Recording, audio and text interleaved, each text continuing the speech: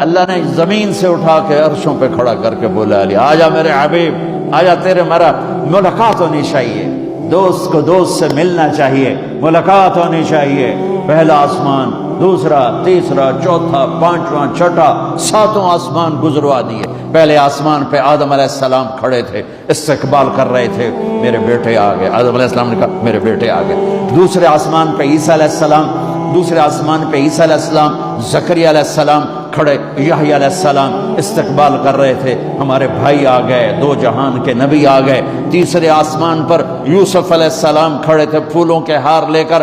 چوتھے آسمان پر ادریس علیہ السلام کھڑے تھے پروٹوکول لے کر۔ پانچویں آسمان پر ہارون علیہ السلام کھڑے تھے فل پروٹوکول کے ساتھ۔ چھٹے آسمان پر موسیٰ علیہ السلام کھڑے تھے فل پروٹوکول کے ساتھ۔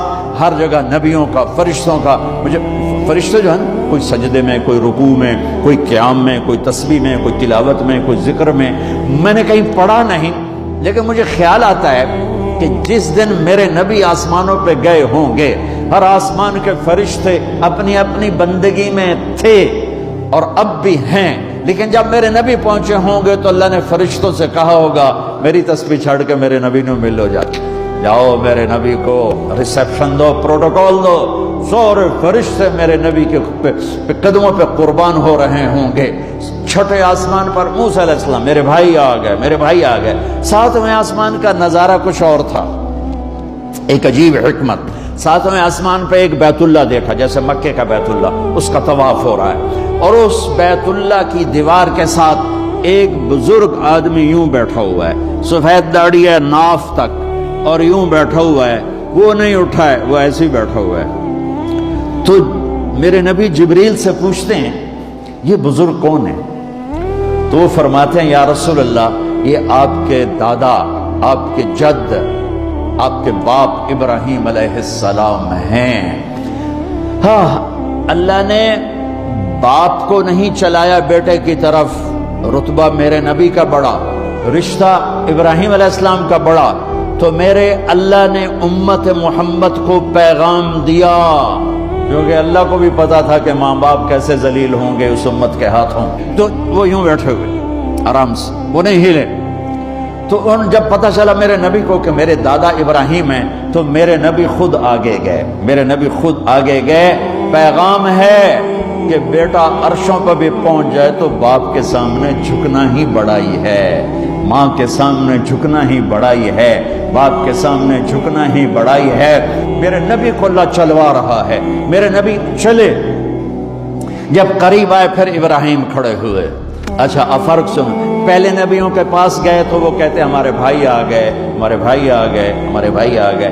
جب آپ ابراہیم کے پاس پہنچے تو ابراہیم نے کہا میرا بیٹا آ گیا، میرا بیٹا آ گیا، میرا بیٹا آ گیا، اور ایسے ہی گلے لگایا، ماتھے پہ بوسہ دیا، جیسے باپ بچے کے ساتھ کرتا ہے، ماتھے کا بوسہ دیا اور آگے روانہ کیا۔ سدرۃ المنتہا پہ جا رہے ہیں، اللہ کو ملنے جا رہے ہیں، اللہ کو دیکھنے جا رہے ہیں، اور ابراہیم کے آگے جھکا کر بریڈ فورٹ کے نوجوانوں کو، پوری امت کے نوجوان بچے بچیوں کو پیغام دے رہے ہیں کہ جتنے بھی بڑے بن جاؤ، ماں باپ کے آگے جھک کے چلو گے تو عزت پاؤ گے، ورنہ جانور سے بھی ذلیل ہو کر مر جاؤ گے۔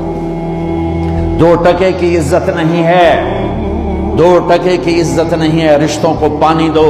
میرے نبی کا پیغام ہے، میرے نبی کی زندگی کا درس عظیم ہے۔ ہاں، سدرۃ المنتہا آ گیا۔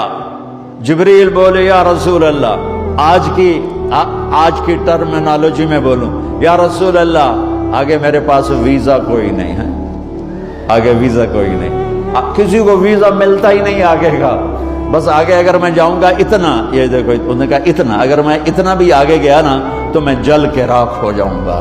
تو میں اس کو یوں ذرا آسانی کے لیے کہتا ہوں کہ جبریل بولے جی آگے جی میرے پاس ویزا کوئی نہیں ہے، آپ جانو آپ کا رب جانے۔